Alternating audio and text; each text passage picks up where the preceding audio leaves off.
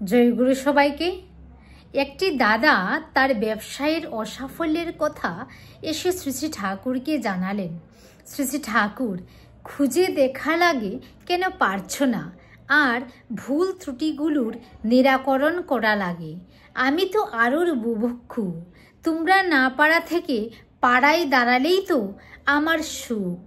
তাই হতাশ হইও না, একবার পারলে না বলে হাল ছেড়ে দিও না। ঠিকমতো চেষ্টা করো, পারবে। শুধু নিজে দাঁড়ালে হবে না, অন্যকেও দাঁড় করানো চাই।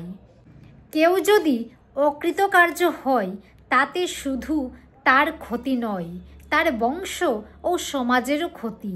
আবার কেউ যদি কৃতকার্য হয় তাতে শুধু তার লাভ নয়, তার বংশ ও সমাজেরও লাভ। ব্যবসা কঠিন কিছু নয়।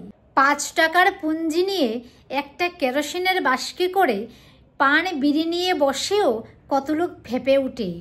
একটি দাদা যাবার আগে প্রণাম করে বললেন, দয়াল প্রেরণা দেন যাতে আপনার ইচ্ছা পূরণ করতে পারি। শ্রী শ্রী ঠাকুর, করো চলো, ওই করা ও চলাই প্রেরণা যোগাবে। জয় গুরু।